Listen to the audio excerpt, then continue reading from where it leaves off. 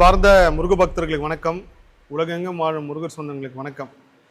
கிட்டத்தட்ட இந்த காணொலி நான் பேசுகிறேன்னா அதுக்கு முன்னாடி ஒரு 3 மாத இடைவெளி இருந்துச்சு இந்த இடத்துக்கு வர்றதுக்கு.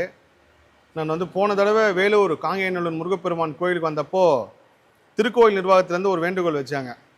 அந்த வேண்டுகோள் என்னென்னா, என் பின்னாடி இருக்குது பாருங்கள் இந்த தேர். இந்த தேர் வெள்ளித்தேராக ஓடுறதுக்கு ஒரு வேண்டுகோள் வைக்கிறாங்க. அப்போ நான் சொன்னேன், ஐயா என்னால் முடிஞ்ச உதவி செய்கிறேன். அதுக்கப்புறம் நானும் எனக்கு தெரிஞ்ச சர்க்கிளில் நான் உதவி கேட்குறேங்க அப்படின்னு சொல்லிட்டு வந்துட்டேன். அதுக்கப்புறம் இந்த கோவிலேருந்து ஜெயவேல் ஐயா என்னை தொடர்பு கொண்டே இருக்காரு. நீங்கள் திரும்ப வரணுன்றார். அவர் ஏன் கூப்பிட்றாருன்னு தெரியல, நம்ம தான் வந்துட்டோமே. அதுக்கப்புறம் தான் நான் கிருபானந்த வாரியாரோட ஜீவ சமாதியில் தியானத்தில் உட்காரப்போ எனக்கு அன்னையனார் பெருமான் சிலை கொடுக்கணும்னு சொல்லி ஒரு உத்தரவு வந்துச்சு. சரி, இந்த சம்பவம் எல்லாம் போயிட்டே இருக்கும்போது 2 மாதத்துக்கு முன்னாடி சென்னை ஐயா வராரு. வந்ததுக்கப்புறம் என்னை கேட்குறாரு. ஆனால் என்னோட சூழ்நிலை வர முடியல. அதுக்கப்புறம் திரும்ப அவர் கேட்டுகிட்டே இருக்கார், நீங்கள் வரணும்னு சொல்லிட்டு. நாட்கள் இப்படியே போகுது. என்னோடய பர்த்டே அன்றைக்கி ஐயா பல நேரமாக தொடர்பு கொண்டார். ஆனால் அன்றைக்கி நான் ஃபோன் ஆஃப் பண்ணி வச்சுருந்தேன். அதுக்கப்புறம் தான் நம்ம பேசணும் இல்லைங்க. ஆமாங்க. பேசி முடிச்சதுக்கப்புறம் ஐயா திரும்ப சொல்கிறார், வெள்ளித்தேர் ஓட வைக்கணுன்றார். எனக்கு ஐயா திரும்ப கேட்டே இருக்காருன்னு சொல்லிட்டு மனசில் ஒரு விஷயம் தோன்ட்டு இருக்குது. சரியாக என்னோடய பிறந்தநாள் முடிஞ்சு ஒரு 2-3 நாள் கழித்து எனக்கு தியானத்து உத்தரவில் ஒரு வெள்ளி வேல் நிற்கிது. சொல்லும் போது கூட கண் கலங்குது. வெள்ளி வேல் ஒரு முருகர் கை பிடிச்ச மாதிரி இருக்குது. என்னடா சம்மந்தம் இல்லாமல் வெள்ளி வேல் வருது. நான் ஒரு வெள்ளி வேல் ஒருத்தவங்களாம் தானமாக கொடுங்கன்னு சொன்னேன். அது சம்மந்தமான விஷயமா இருக்குன்னு பார்த்தா தொடர்ந்து அந்த கணை வந்துக்கிட்டே இருக்குது. அதுக்கப்புறம் வெள்ளி சார்ந்த ஒரு பொருள் என்கிட்ட ஒருத்தர் கொடுக்குறாரு. ஐயா இந்த வெள்ளி வச்சுக்கிங்க, இது நீங்கள் கார்த்திகேய முருகர் கொடுத்தாலும் சரி, எந்த முருகர் கொடுத்தாலும் சரின்னொன்னே, எந்த முருகர்னோடனே அப்போ தான் இவர் ஐயா திரும்ப எனக்கு ஞாபகத்துக்கு வராரு. இல்லை, இந்த வெள்ளி தேர் சம்மந்தமாக முருகர் நம்மளை ஏதோ ஒரு கருவியாக செயல்பட வைக்க போகிறாரு, அதுக்காக தான் இந்த சம்பவம் நடக்குதுன்னு சொல்லிட்டு. அப்போ தான் கிருபானந்த அவரோட புக்கும் நான் முழுசாக படித்து முடிக்கிறேன். கிட்டத்தட்ட 86 கோவிலுக்கு மேலே திருப்பணி செய்தவர். வயலூர் முதல் கொண்டு எல்லா கோவில்களையுமே அவரால் தான் திருப்பணி நடந்தது. வடபழனியில் இருக்கிற அன்னையனார் சன்னதியை கிருபானந்தாவில் கும்பாபிஷேகம் பண்ணார். எவ்வளோ கோவிலுக்கு தங்கம் வெள்ளியை அள்ளி கொடுத்துருக்காரு. அவர் உருவாக்கின கோவிலில் அவர் வாழ்ந்து அவரோட பூர்வீக மண்ணில் ஒரு வெள்ளி தேர் ஓடாமல் இருக்கு. ஸோ இது நம்ம ஒரு விஷயமா செய்யணும்னு சொல்லி நான் முதல்ல தனியாக வர மாதிரி தான் இருந்துச்சு. அதுக்கப்புறம் அப்படியே தள்ளி போயிட்டு இருக்கும்போது நான் அடிக்கடி தமிழ்னு சொல்லியிருப்பேன். அவங்க சேனலை கூப்பிட்டு போகலான்னு சொல்லி ஒரு உத்தரவு வருது. அப்புறம் ஐயாவுக்கு நான் ஃபோன் பண்ணி சொல்கிறேன், ஐயா ஜூலை 30ஆம் தேதி வியாழக்கிழமை நான் வரேன். அன்றைக்கி நீங்கள் எல்லோரும் இருங்க. நான் திரும்ப சொல்லுங்க, முருகரால் வாழ்ந்தவங்க உலகம் ஃபுல்லாக இருக்காங்க, யாராவது ஒருத்தங்க கண்டிப்பாக உதவி பண்ணுவாங்க அப்படின்னு சொன்னேன். அதுக்கப்புறம் இன்றைக்கி தான் இந்த ஜூலை 30 காலையில் நான் கிளம்பி இந்த திருத்தேருக்காக, வெள்ளித்தேருக்காக இந்த காணொலி மூலயமா உதவி கேட்குறேன். இந்த காணொலி கண்டிப்பாக உலகம் ஃபுல்லாக இருக்கிற முருக பக்தர் கண்ணில் படும். இது 2 பேருக்கு இந்த காணொலி வைக்கிறேன். முருக பக்தர்களுக்கும் முருகர் சொந்தங்களுக்கும் ஒரு வேண்டுகோள், அதுக்கப்புறம் தமிழக அரசுக்கும் ஒரு வேண்டுகோள். இப்போ பேசும்போது ஐயா ஒரு வார்த்தை சொன்னார், கிருபானந்த வாரியார் மட்டும் இருந்திருந்தாருன்னா அவர் ஒருத்தரை போய் கேட்டாலே அந்த உதவி கிடச்சிருக்கும் அப்படின்னாரு. அந்த ஒருத்தர்னா யாருன்னா எம்ஜிஆர். இவரும் எம்ஜிஆரும் ஒன்றா இருந்திருந்தாங்களே, ஐயா இந்த மாதிரி ஒரு தேர் ஒன்று உருவாக்குறேன்னு. ஏன்னா அவர் அவ்வளோ வெள்ளியும் தங்கமும் பல கோயிலுக்கு அள்ளி கொடுத்துருக்காரு. அவர் கோயிலில் வெள்ளி கிடைக்காம இருக்கா அப்படின்னு சொல்லி நான் காணொலி வெளியிடுறேன்னா, இந்த காணொலி மூலயமா ஒரு வேண்டுகோளும் வைக்கிறேன். உலகம் ஃபுல்லாக இருக்கிற முருகர் அடியார்கள், முருகர் சொந்தர்கள், உங்களால் முடிஞ்ச உதவி முருகரை நல்லா இருக்கிறவங்க மட்டும் செய்யுங்க. என்னால் முடியும்னு நினைக்கிறவங்க, உங்களால் பொருளாதார சக்தியாக ஏதாவது கொடுக்க முடியும்னு நினைக்கிறவங்க இந்த கோவிலில் தொடர்பு கொண்டு கொடுங்க. என் மூலயமாவோ இல்லை உங்கள் நண்பர்கள் மூலயமாலாம் செய்யாமல் இந்த கோவிலோட தொலைபேசி எண்ணும் அவங்களோட சம்மந்தப்பட்ட டீட்டெயிலும் நான் பதிவு செய்கிறேன். இந்த காணொலி கீழே வரா மாதிரி நீங்களே தொடர்பு கொண்டு நேரடியாக செஞ்சுன்னா இன்னும் சந்தோஷம். உங்களால் முடிஞ்ச 1 கிராம் வெள்ளி கூட வாங்கி கொடுங்க, தப்பு இல்லை. ஆனால் நல்லா இருக்கேன், நான் முருகனால் நல்லா இருக்கேன் அப்படின்ற முருக பக்தர் மட்டும் செய்யுங்க, கஷ்டப்பட்டு யாரும் செய்யாதீங்க. இந்த காணொலி மூலயமா அடுத்து தமிழக அரசும் ஒரு வேண்டுகோள் வைக்கிறேன். நான் விஜய் அவர்களை ஒரு முருக பக்தராக தான் பார்க்குறேன், தமிழக முதல்வர் அவர்களை. ஏன்னா அவர் திருச்செந்தூர் போனது இன்றைக்கி எல்லாருக்கும் தெரியும். அவர் பெரிய முருக பக்தன்றது நான் சினிமா காலத்திலேருந்தே நான் பார்த்துருக்கேன். ஸோ தமிழக முதல்வருக்கு ஒரு கோரிக்கை, இந்த வெள்ளித்தேர் ஓடுறதுக்கு நீங்கள் உதவி பண்ணுங்கள். நான் எம்ஜிஆரோட அடுத்த ஒரு பேட்டர்ன் பிறவியாக தான் நான் அவரை பார்க்குறேன். காரணம் என்னென்னா, அவர் எப்படி கொல்லூர் மூகாம்பிகைக்குள் போனாரோ அதே மாதிரி இவர் போனதாக இருக்கட்டும். கிருபானந்த வாரியார் இருந்திருந்தாருன்னா எம்ஜிஆர் என்ன செஞ்சுருப்பாரோ அதே போல் நீங்கள் எம்ஜிஆர் இடத்துல நின்று இந்த வெள்ளித்தேர் ஓடுறதுக்கு ஒரு உதவி பண்ணணும். அதே போல் கிருபானந்த வாரியார் அவர்களோட பூர்வீக வீடான சிந்தாரிப்பேட்டை வீட்டு அந்த தெரு கிருபானந்த வாரியார் பேர் வைக்கிறேன்னு சொல்லி போன அரசில் சொல்லியிருக்காங்க. அது நடக்கலை. இப்போ அரசு மாறினாலும் இன்னும் மாநகராட்சி சம்மந்தப்பட்ட அதிகாரிகள் யாரும் அதுக்கு சரியாக ஒத்துழைப்பு கொடுக்காதனால அந்த பேர் வைக்கிற பணி தள்ளி போகுது. இந்த 2 விஷயமும் தமிழக முதல்வர் கவனத்துக்கு முருகரே கொண்டு போய் சேர்ப்பாருன்னு நம்புகிறேன். ஐயா நீங்கள் எதனா சொல்லணுன்னாலும் சொல்லுங்க. ஐயா தான் ஜெயவேலு.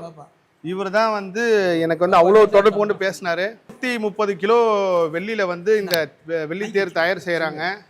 அதில் இது வரைக்கும் 30 கிலோ கிடச்சிருக்கு. பணமாகவும் நிறைய பேர் உதவி பண்ணியிருக்காங்க. இன்னும் 100 கிலோ தேவை. கண்டிப்பாக 2027க்குள்ளே அந்த வெள்ளித்தேர் ஓடிடுங்க. இதை பார்க்குற ஏதாவது ஒரு முருக பக்தர் இந்த வெள்ளித்தேர் ஓட வைக்கிறதுக்கு ஒரு பெரிய கருவியாக வந்து செயல்படுவார். நீங்கள் எதனா கோரிக்கை வைக்கிறதுனாலும் வைக்கிங்க. நாங்கள் எல்லாம் ரிட்டையர்ட் ஆனவங்க சேர்ந்து பொதுமக்கள் உதவியோடு இந்த தேர் திருப்பணியை ஆரம்பித்தோம். அதனால் ஐயாவுக்கிட்ட அடிக்கடிக்க தொடர்பு கொண்டு ஐயா கிட்ட பேசணும். ஐயா வந்து நிகழ்ச்சியை முடித்து வெள்ளி தேரை முடித்து கொடுக்குறதுக்கு அவ்வளோ. இவர் ஐயா தான் சொன்னார் என்கிட்ட, கிருபானந்தர் மட்டும் இருந்திருந்தாருன்னா இந்த தேருக்கு வந்து நாங்கள் இவ்வளோ பேர்கிட்ட கையேந்தி நின்று இருக்க மாட்டோம்னாரு. எனக்கு அது சொல்லும் போதே ஒரு மாதிரி மனசு இருந்துச்சுங்க. அது சத்தியம் தாங்க. ஏன்னா நேற்று நான் வரும்போது கூட கிருபானந்தரோட வாழ்க்கை வரலாறு புத்தகத்தை திரும்ப எடுத்து படிச்சுட்டு வரேன். அதில் அவர் செய்த பணி, இப்போ நீங்கள் ராஜகோபால் அண்ணாச்சி உயிரோட இருந்தால் கூட நம்ம அவர்கிட்ட போய் கேட்டிருந்தா கூட ஒரே ஆளாக நின்று செஞ்சு கொடுத்துருவாரு. நான் கன்ஃபார்மாக ஒன்று மட்டும் சொல்கிறேங்கய்யா, என் பக்திக்கு எத்தனை விஷயத்த சொல்கிறீங்க. இதுக்கப்புறம் நீங்கள் யார்ட்டையும் கையேந்து நிற்க மாட்டீங்க. சரி, உங்களுக்கு தேவைக்கு மேலே உங்கள் உதவியே கிடைக்கும். தலைமையில இந்த தேர் ஓடி நடக்குங்க. கண்டிப்பாக நடக்குங்க. தலைமையில இது வெள்ளோட்டம் அரையினார் பெருமான் ஆசையோடு இது நடக்குங்க. இது பழமையான கோயிலுங்க. இங்கே பார்த்தீங்கன்னா இது வந்து இந்து அறநிலைத்துறை கட்டுப்பாட்டில் இயங்கக்கூடிய திருத்தலங்க. இந்த இங்கே பார்த்தீங்கன்னா சிவன் கோயில் இருக்குது, பெருமாள் கோயில் இருக்குது. எல்லாமே பார்த்தீங்கன்னா 1300 வருஷம் பழமையான கோயிலுங்க. இங்கே பார்த்தீங்கன்னா ஒரு வருஷத்தில் 268 நாள் சாமி வீதி உலா நடக்குங்க. இந்த முருகப்பெருமானுடைய திருக்கோயிலில் கண்டிப்பாக 2 வேளையும் அபிஷேகம், 2 வேளையும் பார்த்தீங்கன்னா திருமஞ்சனம் நடக்குங்க. 11 மணி 11:30 மணிக்கு உச்சிக்கால பூஜையில் அருணகிரிநாதருடைய பூஜை பண்ணிவிட்டு அந்த பூஜையை செய்துட்டு அதுக்குண்டான அன்னதானம் கண்டிப்பாக அங்கே சிறப்பாக நடக்குங்க. இப்போ ஒரு 10 வருஷமாக பார்த்தீங்கன்னா ஒரு 28 பேருக்கு அன்னதானம் பண்ணிகிட்ருக்காங்க. இங்கே வந்து நாங்கள் இந்த வெள்ளித்தேர் திருப்பணி ஆரம்பிச்சிருக்கோங்க. இது திருப்பணி ஆரம்பித்து 2 வருஷம் ஆச்சுங்க. மரத்தில் இந்த திருத்தேர் ரெடி பண்ணி வச்சிட்ருக்கோங்க. இது வெள்ளி பார்த்திங்கன்னா அந்த சபதி, கும்பகோணம் சபதி வந்து ஒரு 100 கிலோ 120 கிலோ வேணும்னு கேட்டிருக்காருங்க. இது பார்த்திங்கன்னா இப்போது ஒரு 3 மாதத்துக்கு முன்னே ஐயா இந்த திருக்கோயிலுக்கு வந்தாருங்க. வந்தப்போ அவர்கிட்ட நாங்கள் கோரிக்கை வச்சோம். இது ஐயாவால் இந்த திருப்பணி சிறப்பாக முடிந்து இது இங்கே நல்லபடியாக நடக்கணும்னு நான் முருகனை அவரே வேண்டிக்கிட்டாருங்க. இது அவர் கையால் முடிக்கணும்னு எங்கள் முருகரும் அந்த மாதிரி விருப்பப்படுறாருங்க. இது வாரியார் சாமி இருந்தாருன்னா அவர் ஒருத்தரே பண்ணியிருப்பாருங்க கண்டிப்பாக. ஆனால் இதில் பார்த்திங்கன்னா எல்லாருடைய கைங்கரியமும் இருக்கணும்னு தான் எங்கள் முருகர் நினைக்கிறாரு. அதனால தான் இது இவ்வளோ லேட்டாக இந்த மாதிரி தோணி இருக்குங்க. இது ஐயா தான் இந்த திருப்பணியை நல்லபடியாக முடிச்சு கொடுக்கணுங்க எங்களுக்கு. நாங்கள் அவர்கிட்ட ஒரு வேண்டுதல் வைக்கிறோங்க. ஐயா முருகர் நடத்துவாருங்க. நீங்கள் நான் சொல்லாதீங்க. இல்லை, முருகர் பார்த்தீங்கன்னா யாரையாவது ஒருத்தர் கை காமிப்பாருங்க. முருகரே நின்று பண்ணுறாருன்றது அப்புறங்க. ஆனால் இப்போ இவர் வந்து பார்த்தீங்கன்னா சென்னையில் இருக்காருங்க. நம்ம காங்கேயநல்லூரே அவருக்கு தெரிஞ்சிருக்கலாம். அதாவது வரணும்னு நினச்சா கூட சில நேரத்தில் வர முடியாமல் தவிர்க்க முடியாத சந்தர்ப்பம்லாம் ஏற்படலாம். ஆனால் சாமி பார்த்தீங்கன்னா அவரை இந்த இடத்துக்கு கூட்டிகிட்டு வந்திருக்காரு. இதோட 2வது முறை வந்திருக்காருங்க. இந்த தடவை கூட்டம் வந்து சாமி தான், கண்டிப்பாக தாங்க. அது பார்த்தீங்கன்னா அவரோட விருப்பம் வரணும்னு இருந்தாலும் சில தடங்கள் எல்லாம் ஏற்படுங்க. அது எல்லாம் முறியடிச்சு இவர் தான் எவ்வளோ பண்ணியிருக்காருங்க.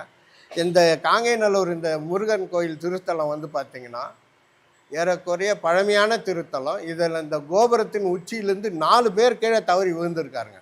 அதில் ஒருத்தர் பார்த்தீங்கன்னா ஃபஸ்ட்டு விழுந்தவர் வாரியார் சாமியோட தம்பிங்க. அவர் வந்து மேலே கோபுரத்தில் திருப்பணி நடந்துட்டுருக்கிறப்போ அவர் சிற்றுண்டி கொடுக்குறப்ப கால் டெரி கீழே விழுந்துட்டாருங்க. பார்த்தீங்கன்னா டாக்டர்கிட்ட சிஎம்சியில் கொண்டுட்டு போகிறப்ப பார்த்தீங்கன்னா அப்போ பழமையான சிஎம்சிங்க. டாக்டர் ஆச்சரியப்பட்டுட்டார், நம்பவே இல்லைங்க. அதுக்கப்புறம் பார்த்தீங்கன்னா லட்சதீப விழாவில் 2 முறை பார்த்தீங்கன்னா எலக்ட்ரிஷியன் கீழே விழுந்தாருங்க. யாருக்குமே எந்த சின்ன இடையூறு கூட இல்லைங்க. எல்லாமே நல்லா இருக்காங்க. அவர் அந்த விழுந்த நாள் வந்து கண்டிப்பாக முருகனை சேவிச்சுட்டு அபிஷேகம் பண்ணிட்டு போகிறாருங்க. இது கண்கூடான உண்மைங்க. இது ஒரு ஐயா சொல்கிறது சத்தியமான உண்மை. முருகப்பெருமான் கண்கண்ட தெய்வமாக இங்கே இருக்கார். ஐயாவை தான் என்கிட்ட இப்போ சொன்னார், ஐயா எங்கள் கிருபானந்த வாரியார் மட்டும் இன்றைக்கி இருந்திருந்தாருன்னா, அந்த வார்த்தை சொல்கிறப்ப என் மனசு வந்து ரொம்ப நெகிழ்ந்து அவர் மட்டும் இருந்தாருன்னா அவர் ஒருத்தர் கை காட்டினாலே வந்து செஞ்சுட்டு இருப்பாருன்ற நம்பிக்கையோட சொன்னார். ஐயா இப்பயும் கிருபானந்தா இருந்துகிட்டு தான் இருக்காரு. இல்லைங்க, இந்த நம்பிக்கை மட்டும் கண்டிப்பாக முருகர் பொய்யாக்க விட மாட்டாருங்க. இது ஏதாவது ஒரு முருக சக்தி வந்து இந்த தேரை ஓட வைக்கிங்க, அது சத்தியம்யா. உண்மைங்க. முருக பக்தர்களே, நான் வந்து இது வரைக்கும் எத்தனையோ தெய்வ குழந்தைங்களுக்கு உதவி கேட்கும்போது கூட வந்து ஏதாவது ஒரு சக்தி நடத்தும் நம்புவோம். ஆனால் இந்த வெள்ளித்தேரை ஓட வைக்கிறது உங்களால் மட்டும்தான் முடியும். உலகத்தில் எந்த மூலையில் நீங்கள் இருந்தாலும் முருகனால் நான் வேலை கிடச்சி செட்டில் ஆகிருக்கேன், எனக்கு வாழ்க்கை கிடச்சிருக்கு, பொருளாதார ரீதியாக நல்லா இருக்குன்னு நினைக்கிறவங்க பெரிய மனசோட இந்த வெள்ளித்தேர் ஓடுறதுக்கு உதவி பண்ணுங்கள். நன்றி. எல்லா புகழும் முருகனுக்கேங்க. நன்றிங்க ஐயா.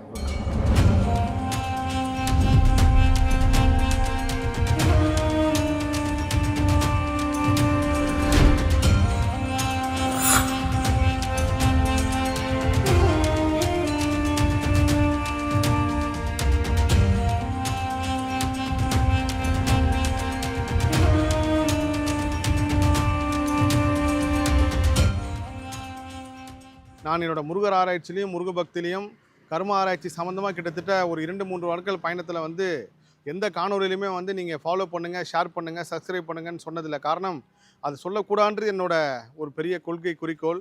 ஏன்னா நம்ம முருகப்பெருமான் நம்மளுக்கு விட்ட பணி அது பெரிய பணி. அந்த பயணத்துக்கும் இதுக்கும் சம்மந்தம் கிடையாது. நம்ம வேறு எந்த ஒரு விஷயமும் வந்து எதிர்பார்த்தோ இல்லை நோக்கத்தோடு போகல. ஸோ ஆனால் அதுக்குன்னு வந்து நான் வந்து இந்த ஃபாலோ பண்ணுங்கள், ஷேர் பண்ணுங்கன்னு தவறு, அது வந்து இந்த பக்கத்தில் வந்து செய்கிறது தப்பு அப்படின்னு நான் சொல்ல வரல. எனக்கு அந்த கொள்கை. ஆனால் இந்த காணொளி வந்து கண்டிப்பாக உலகம் ஃபுல்லாக இருக்கிற முருகர் அடியார்கள், முருகர் சொந்தங்கள், இந்த காணொளி யாரெல்லாம் கண்ணில் படுதோ அவங்க எல்லாருமே இதை ஷேர் பண்ணுங்கள்.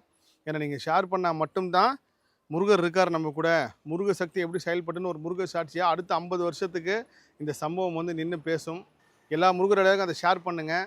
முருகர் பெருமானை இதை எப்படி நடத்தினான்ற திருவிளையாடல் அற்புதம் அதிசயத்தை இதே மாதிரி ஒரு நன்றி காணொலியை நான் சொல்லுவேன்னு நம்புகிறேன். எல்லா புகழும் முருகனுக்கே. நன்றி.